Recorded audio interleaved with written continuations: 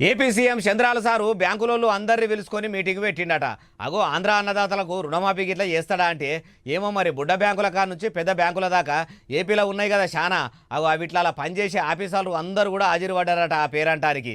మరి ఏమేమి మాట్లాడిండు ఏం కథ అన్ని తెలుసుకుందాం పారి. ఆంధ్రప్రదేశ్ ముఖ్యమంత్రి నారా చంద్రబాబు నాయుడు సారు యాళ్లకు తింటున్నాడో లేడో, కంటి నిండా నిద్రపోతున్నాడో లేడో, తెలంగాణ ముఖ్యమంత్రి యనుమల రేవంత్ రెడ్డి సారు పనిచేసినట్టు 18 గంటలే పనిచేస్తున్నాడో అంతకంటే ఎక్కువనే పనిచేస్తున్నాడో ఏమో గానీ గడియరికాం లేకుండా ఓ శాఖ అధికారులతోని కాకుంటే ఓ శాఖ అధికారులను అన్ని వివరాలు అడుగుతున్నాడట, తెలుసుకుంటున్నాడట.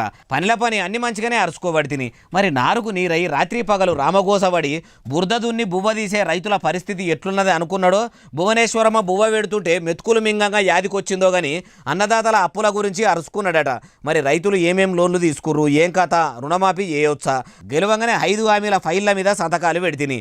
అవి కూడా అమలు చేయాలంటే సర్కారు గల్లా పెట్టే గలగల అనాలే. కాబట్టి ప్రభుత్వం గల్లగురికి ఎప్పుడు నిండుగా ఉండే జిమ్మెదారి మీరే తీసుకోవాలి. మీరు సాయం చేయాలని ఆఫీసర్లతో అనుకొచ్చిండుగా అవ్వచ్చు. మీ పసుపు కొమ్ము పార్టీ ఏపీలో ఏలుబడిలకు వచ్చినాక పరిశాన్ ఏం లేదు సారు.